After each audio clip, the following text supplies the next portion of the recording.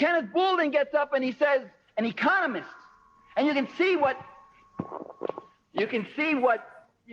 when you get brilliant people like Kenneth Boulding speaking so naively, you can see the troubles you get into, the swamps you go into, the baby talk, silliness you get into when you think without Marx, when you think without class analysis.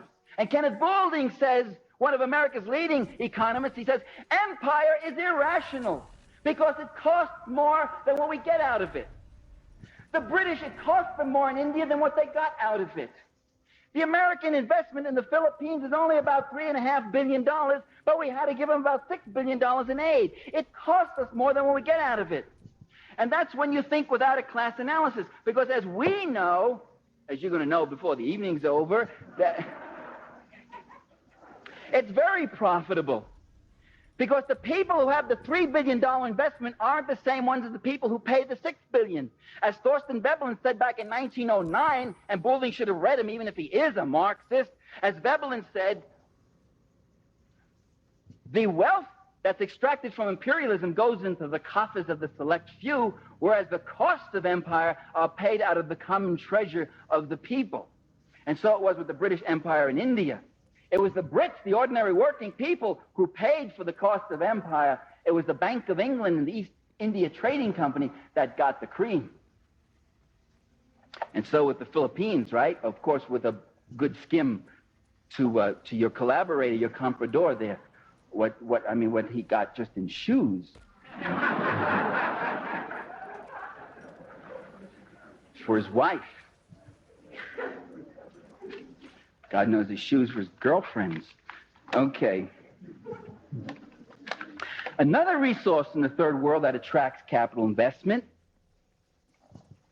And you say to yourself, what is that mysterious resource? I'm looking at El Salvador, right? And I'm looking at the companies that are in El Salvador. And I look and I see Pillsbury, Procter & Gamble, U.S. Steel, Continental, ITT, Firestone, Ford. I'm saying to myself, wait a minute, what the hell's in El Salvador? A little sugar, bananas. What are all these companies doing there? What they're doing is they're manufacturing everything from energy rods to baking powder, from auto tires to computers. They're in El Salvador because of a very precious resource in El Salvador, which is the cheap labor, which is paying people 50 cents an hour. Instead of having to pay auto workers $15 an hour up here, you go down there and you pay them 15 cents or 50 cents an hour.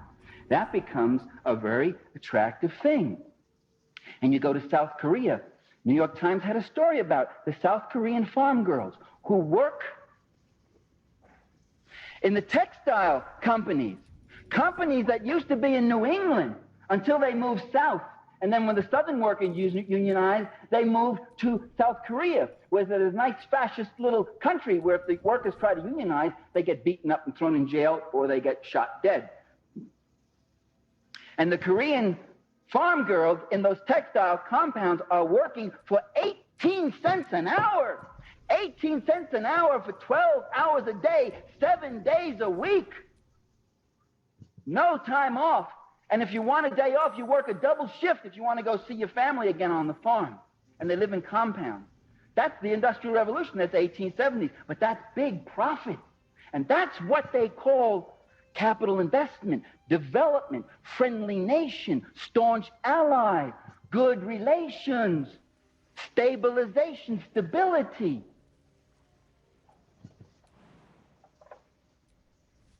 And General Motors, when they tell you, ladies and gentlemen, that they've got to pave over Detroit and they've got to close down factories because the cars aren't selling as well as they should, what they don't tell you is that in the last 10 years, General Motors has opened up a dozen new factories in other countries for the reasons I've just talked about. So here's another resource. This, in fact, is the key resource, the resource which is the source of wealth, along with natural resources, which is labor. Because one thing about labor, it's one of the commodities of production. It's the one commodity that does not use up its own value entirely in that process of production. It creates wealth. Now, there's another development, though, that's come with all of this. And that other development is that revolutionary movements have been emerging all around the world, these competing social orders. And so they must be targeted. Now, the United States has given a number of reasons for why, Ronald Reagan has most vividly recently, for why we must go on with our military buildup and our intervention in third worlds, why we must attack countries like Nicaragua, why we must oppose guerrilla movements in El Salvador, why we must try to overthrow Afghanistan, Angola, Mozambique, Guinea-Bissau, and various other countries where the forces of social change are taking place.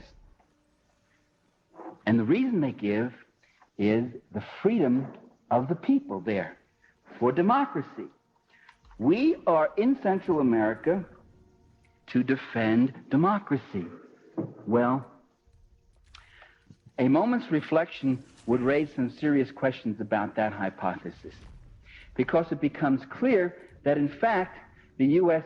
government has a record in recent years of overthrowing democracies.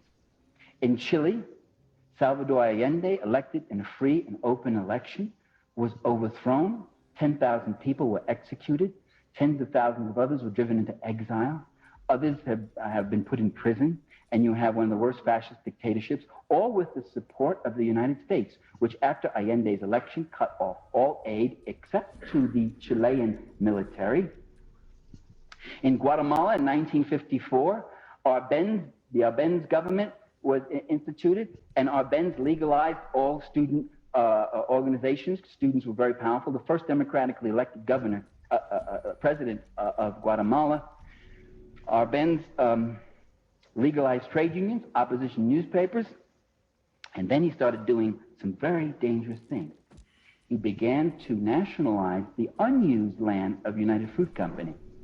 And that's when U.S. corporations and the CIA went in and overthrew Arbenz. And that's a matter of public record, by the way. The CIA, the Eisenhower administration, admits that. Eisenhower proudly boasted of how the CIA overthrew Arbenz because he was a serious leftist influence. And so with Mossadegh in Iran, so with Goulad in Brazil, so with Bosch in the Dominican Republic, so with a variety of other democratic leaders, at least 6 or 7 in Latin America, who were overthrown, and generals brought in with the aid and assistance of the U.S. government. So it can't be that we're there to foster democracy. We seem to also make war against democracies. And in addition, we support some of the worst dictators. If Reagan is really against tyranny, if he really hates tyranny, why doesn't he send freedom fighters into Paraguay or Chile or South Africa? Why doesn't he start sabotaging there, putting a squeeze on them? In fact, the whole fight with Libya might be less of a mystery if you understand that really the worst thing about Colonel Gaddafi, who is kind of a strange guy in some ways,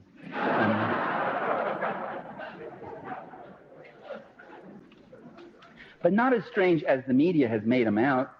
He has called, and you don't know this, most of you who laugh, he has called repeatedly for negotiations between him and Reagan, for peaceful negotiations, for peaceful settlement of all disputes, and the Reagan administration has repeatedly rebuffed those overtures. That isn't put in the press. I'm not blaming you for not knowing it. You're not going to read it in that rag that I saw out there, that Colorado thing that said terrorist targets hit in Libya. He has done that, and he's done some other things which make him really dangerous. It's not the terrorism. It's not the attack on the Vienna and Berlin airports, for which they have no proof that Libya was involved, and which they have proof that the terrorists came out of Syria. The troublesome thing about Gaddafi is that when he took over in 1969, he took over a country that was like Saudi Arabia, a country of mass misery, a lot of rich oil that went into the pockets of a few rich. And when his colonel's revolution took over, they got rid of the rich. They took all their extra houses and gave them to the poor. They put out a land reform program. They put out a public free school program. They started a national health medical program, something that we Americans still don't have. The Libyans have it.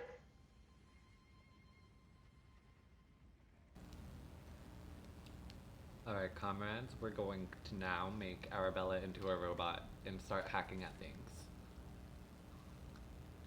But that is all of the dwarves. We can take a walk through the Grimforge really quick.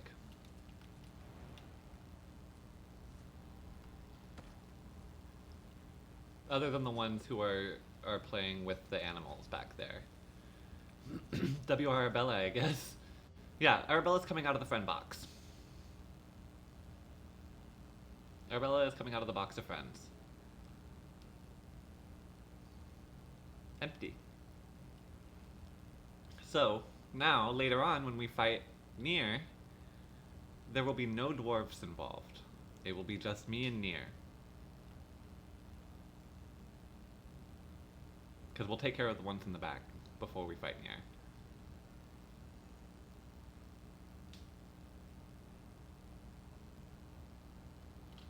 Alright, let's go to Myconid Colony.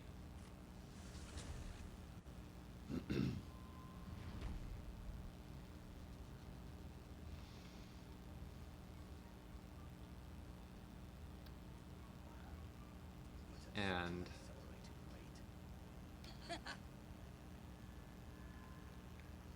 grab the mushroom.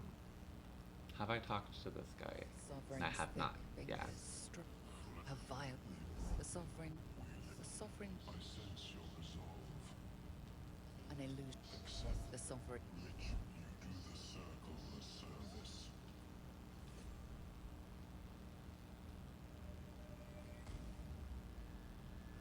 Gender envy, Myconid, real.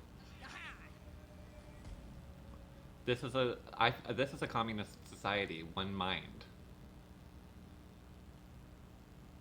This is a true socialist society. W. Myconids.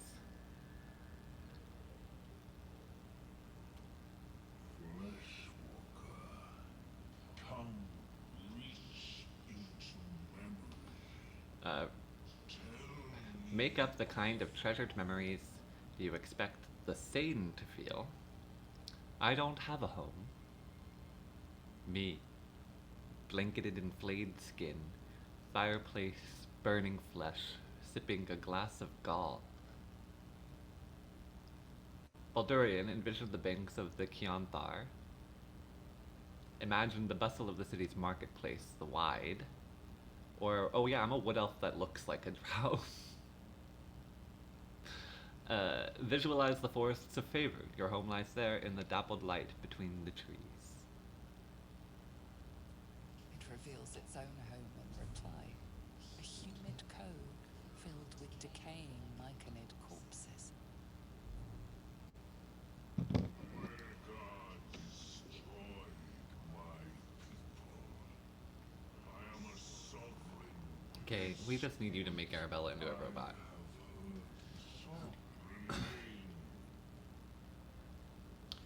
Alright. Go out of town, because the people in town don't like it when you play with dead bodies, and it's just easier.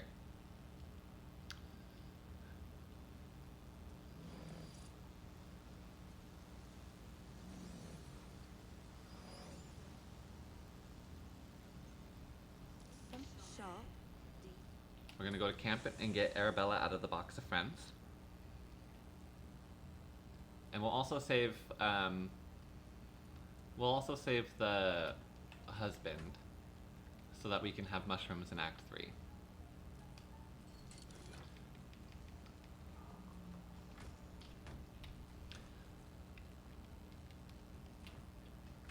What do we have? We can give... No, we need the Doomhammer for... We need the Doomhammer for Merkel. Can I carry the Doomhammer? No, it's two-handed.